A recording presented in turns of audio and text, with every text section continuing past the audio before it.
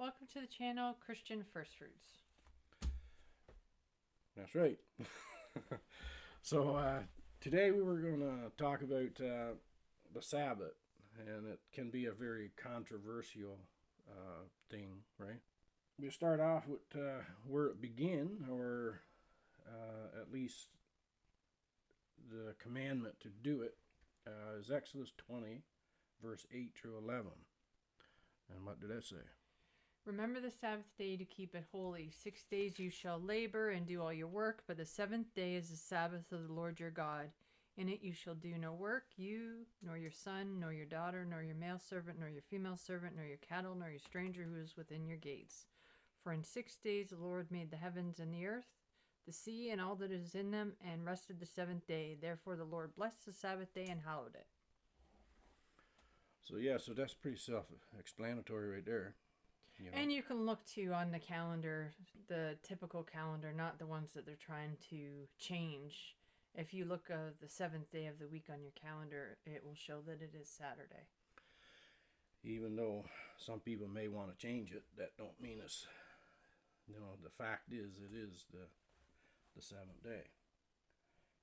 And like I said there, did it say, your employees don't work and everything like that? So it's pretty clear in the Bible if you want to open your mind and just read it.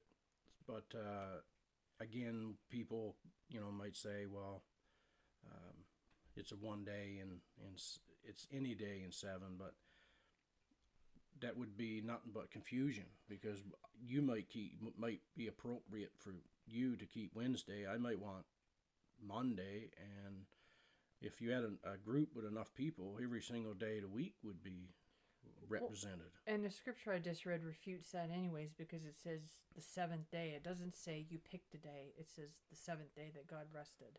He could have rested on any day, but he finished at the end of creation week. He rested on the seventh day. That's something that you can look into yourself, is the history of it and who changed it and why it was changed, and like that's out there for everybody to find. So we won't go deep into that. But. Well, and I always remind myself too, God is not the author of confusion, and if he needed to change it, like, why does God need to change anything? Everything is methodical and in place.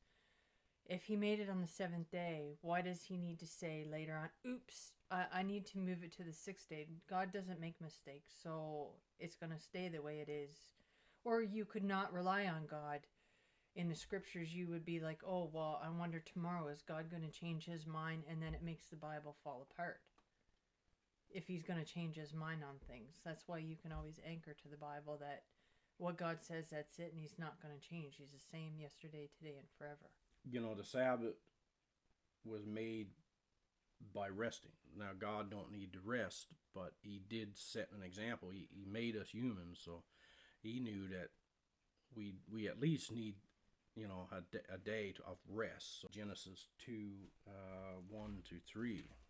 Thus the heavens and the earth and all the host of them were finished, and on the seventh day God ended his work which he had done, and he rested on the seventh day from all his work which he had done. Then God blessed the seventh day and sanctified it, because in it he rested from all his work which God had created and made.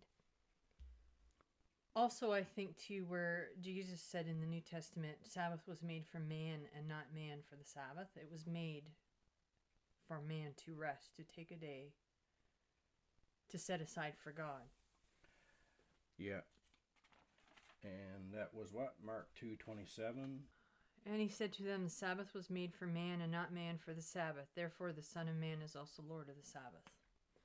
So I guess when you read that, and that's only just a few scriptures where, you can't go into all of them, but that would lead us up to, I think, not, you got to address the elephant in the room, Jewish Sabbath, because you can't talk about the 7-day Sabbath without it being linked up with the Jews, right? So, but you know what I could say to lay that to rest is, in Genesis, was there any Jews when God created the Sabbath? They weren't even a thought. I mean, Right? God made the Sabbath for man, and even what I just read, he doesn't say he made the Sabbath for Jews. He said he made it for man. yeah, well, there was only, what, two humans at the time. Yeah. So, I mean, he didn't make it for the Jews. If there was only two people, that would mean that every single person on earth is a Jew. That don't make sense. And we can't forget too that Jacob or Israel had more than just Judah, which is Jews, what we would typically call it. He had 12 sons, so Yes. it's not just the Sabbath of the Jews; it's for all mankind.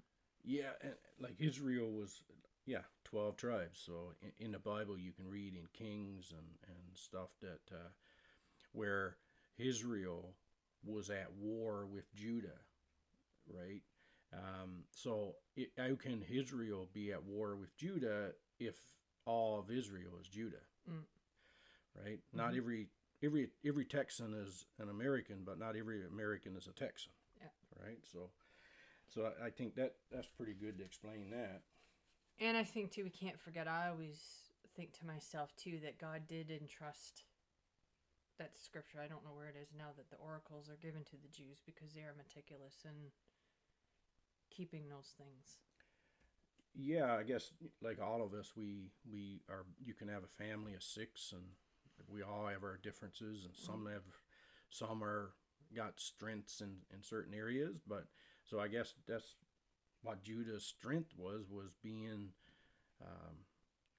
particular and studious in keeping the law, even though they went and corrupted it in a sense. But well, they went too meticulous, I guess you could almost say. Yeah, they didn't corrupt the day, or they kept the same day and everything, but they just had it on extra stuff that you were not allowed to do. So that's a different issue that we're talking about the day itself, which never changed.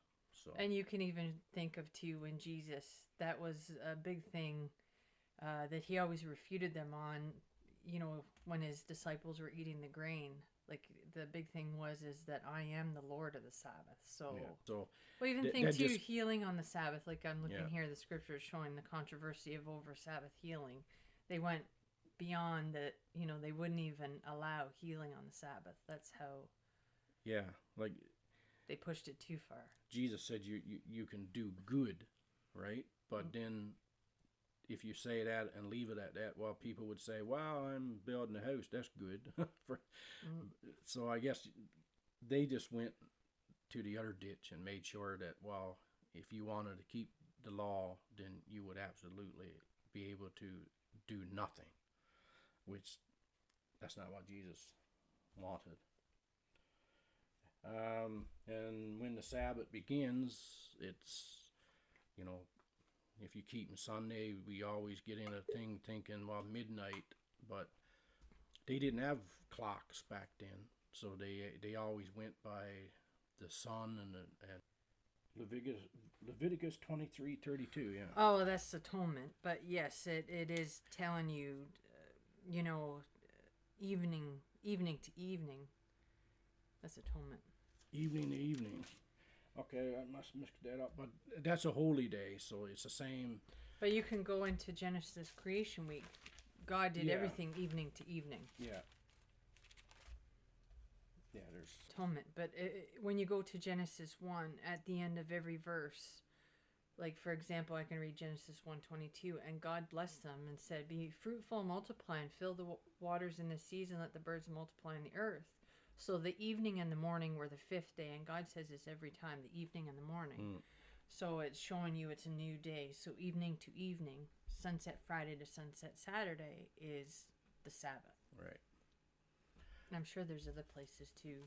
Oh, there's lots. Maybe Deuteronomy might have something about when the Sabbath is. That God don't change. So if it's sunset to sunset in the beginning, and it's sunset to sunset later on, after there was a Israel and Moses, he reiterates that, you know, when they came out of slavery, God had to kind of reteach them because they were in slavery, and so he told them from evening to evening and stuff like that. So God if he was going to change it, would have been a perfect time for him to change that, because they just came out of slavery, so it would be, they pretty much almost forgotten the Sabbath to on a national degree. So he could have changed it to whatever he wanted. Well, and too, in Deuteronomy 5, it says the Ten Commandments reviewed. That was after they left Egypt. So, it's not that, oh, it's new. It's reviewed. It was a law already given, and here's a refresher course. You hadn't practiced it for all those years you were in captivity. Now let's review the statutes and the judgments and the law. It would be, how do somebody keep the Sabbath? Mm-hmm. So once you dig into it and you come to the conclusion, okay, sundown Friday to sundown Saturday is the Sabbath. The Bible says so. And maybe you want to start, keeping the Sabbath. It may be overwhelming at first, because, you can't do your normal work on the Sabbath. If you got employees, they're not supposed to be working on the Sabbath. And same if you're a farmer as well. You're not supposed to be having your cattle or animals work. You're not supposed to work the Sabbath. Right. You can feed your animals and whatnot, but you can't have them tilling the field or anything like that. One thing I wanted to say too, if your employer said to you, okay, when people say, oh, I'll choose whatever day I want. Well, if your employer said to you, your shift is Monday to Friday, 9 to 5, would you say to your, no, I choose Saturday to Wednesday because that's more convenient for me. I'll choose my work day. Yeah. Right? God gives us a schedule. You have 6 days to yourself, and he sets apart and sanctifies the seventh. Yeah. That's just something that, and you're saying like getting together with people. You should be, if you have a Sabbath keeping church. Right. Yeah, and besides not working, you and yours, I'll put it that way, attending service, if there's a Sabbath keeping church in your area, you definitely should be keeping service. The Bible talks about renewing yourself, and that's what the Sabbath is there for, because you're meeting with people of like mind, you're fellowshipping, you're helping each other. You're people that's going through troubles and having a hard week. Maybe you've been there, done that. Maybe you're older, and maybe you should be a bit wiser, and you can give maybe that younger person or whoever that's going through this for the first time, you can give them advice and help them out. A godly advice, right? We always set it aside for us and our children. It was a day that, we'd have a special meal. You'd put, a little more effort in. You'd have dessert. We always do something, just to make it different than other days of the week. Lighter on yourself. Like, there's nothing wrong with cooking a meal on Sabbath. You can cook for yourself, but you shouldn't be baking muffins and doing all this extra stuff. Yes. Mentally recharge with the world that we're living in. It's a good thing to do, to set aside, because everyone is just so busy every day, just to take a step back and mentally rejuvenate. Yeah, that brings up something that worth mentioning. You saying that. So in today's world, maybe putting your phone down, if you're always on your phone, and maybe it's for work, which you're not going to be doing because if you're keeping a Sabbath, but even just being on Facebook, being on Twitter, being on whatever, may give that a rest as well, and like you said, rejuvenate your mind.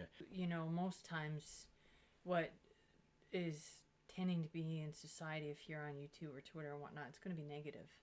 So if you give yourself a day break of maybe just step back from the news or anything, maybe just for personal well-being, you might just feel a little bit better that you gave yourself a day break of listening to something negative.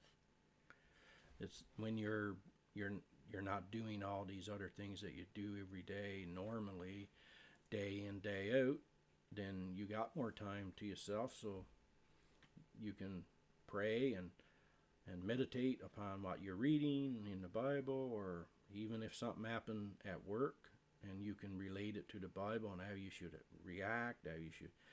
So there's, the list goes on and on, but definitely prayer, meditation, and if possible, if there's anybody that, elderly people, especially when you do be into a church, Sabbath keeping church, and you get to know people, well, maybe they're unable to attend services, so you can go visit them, help them out in any way. I have a question for you. Now, maybe someone's listening that is saying, well, I have to work on the Sabbath.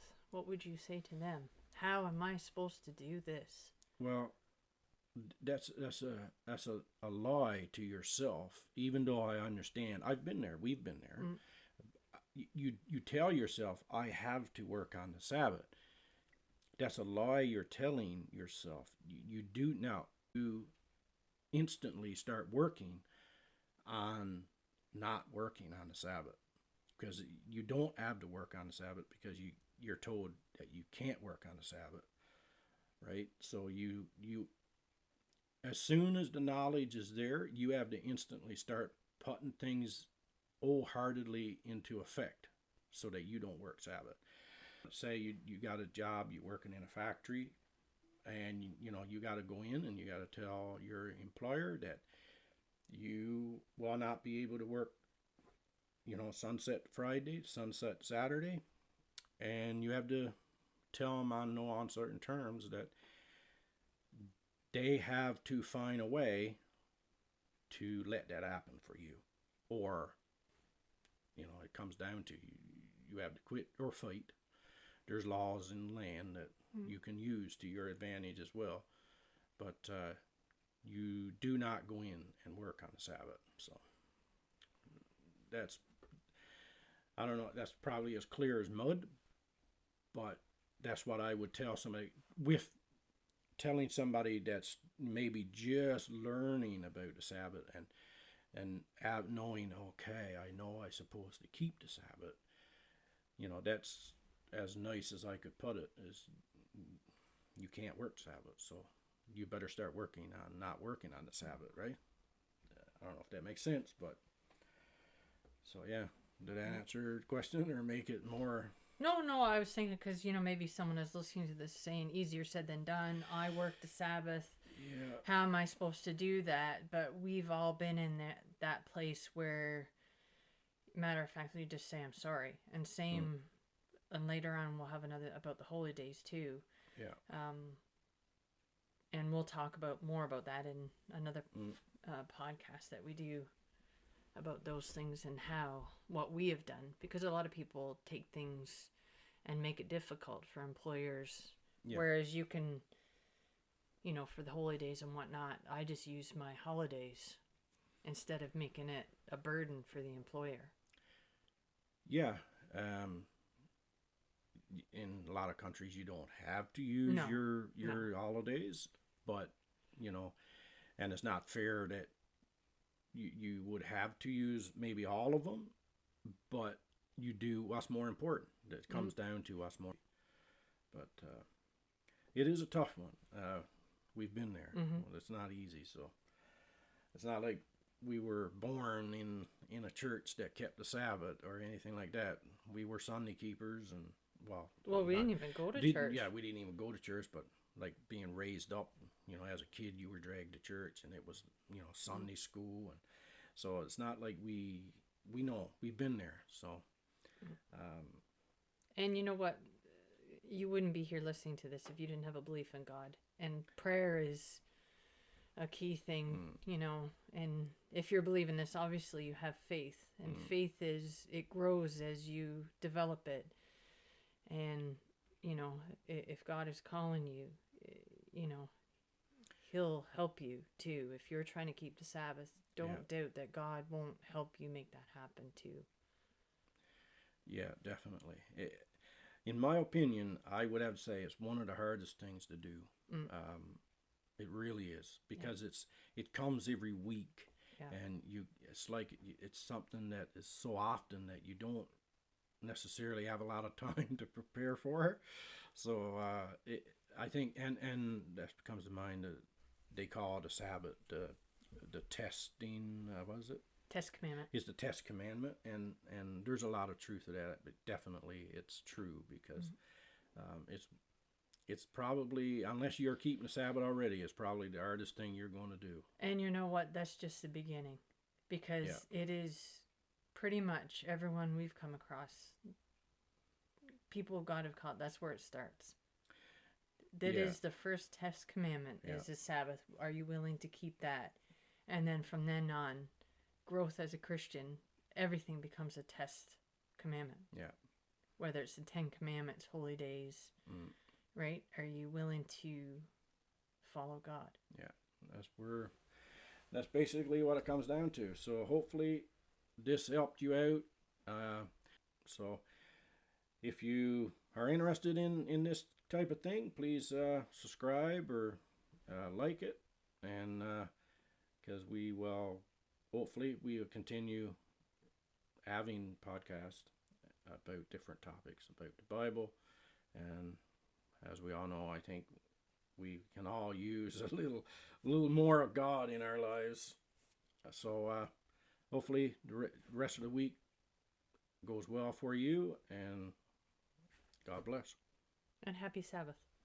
Yeah, and happy Sabbath. That's right.